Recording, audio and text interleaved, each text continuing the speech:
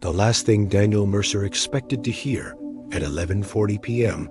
was a warning. He had just checked into the Seabrook Palms Hotel, a quiet coastal building in Northern California, chosen for one reason only. It was cheap, empty, and far from people. Daniel was exhausted. Weeks of insomnia, constant anxiety, and the feeling of being watched had driven him to book a place where he could finally sleep. As he rolled his suitcase across the faded lobby carpet, a hotel worker stepped out from behind the front desk. The man looked pale, not sick-frightened. Without smiling, without greeting, he leaned closer and whispered, "If you hear knocking from inside the walls, don't answer. And if you see someone who looks like me at night, leave." Daniel laughed nervously. The worker didn't. Daniel's room was on the 3rd floor, near the end of a long hallway. The hotel was nearly empty. No voices, no TVs, no footsteps. Just the hum of old lights and the distant sound of waves. At first, everything felt fine. He showered, checked his phone, and lay on the bed, hoping for rest. But sleep didn't come. It never did. That was his problem, his pain point. Nights felt longer lately, louder. His thoughts wouldn't stop racing. Then, around 1:12 a.m., he heard it.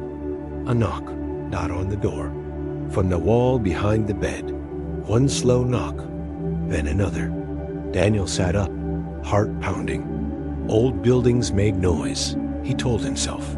Pipes, expansion, anything logical. But then the knocking moved. It traveled along the wall, as if something inside was walking. He remembered the worker's warning. Daniel turned on the bedside lamp. The knocking stopped immediately. The silence felt worse. Daniel wanted answers. More than that, he wanted peace. One normal night. One night without fear. At 2:30 a.m., someone knocked on his door. This time, it was clear, solid, human. He approached cautiously and looked through the peephole. The hotel worker stood there. Same uniform, same face. But something was wrong. The man's eyes were open too wide.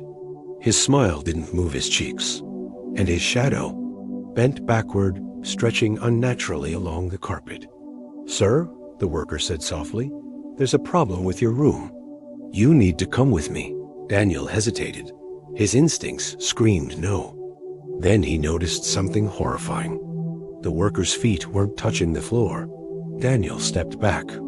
And knocking began again, this time from inside the room. From the bathroom wall. The worker's smile widened. "Too late," he whispered. The lights went out.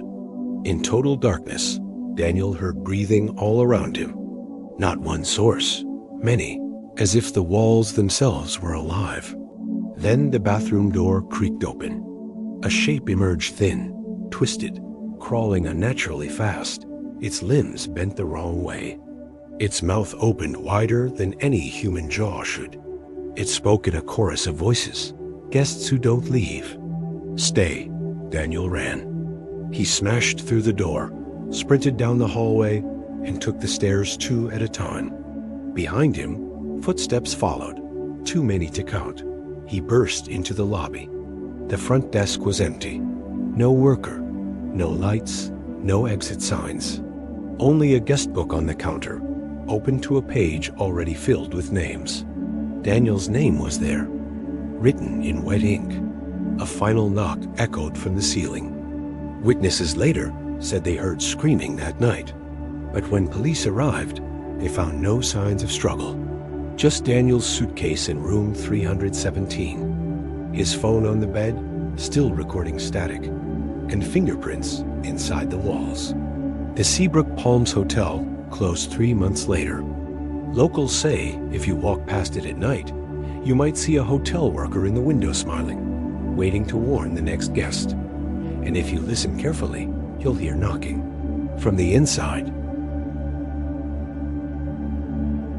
If you want to listen more real horror stories like this, please like, share, and subscribe.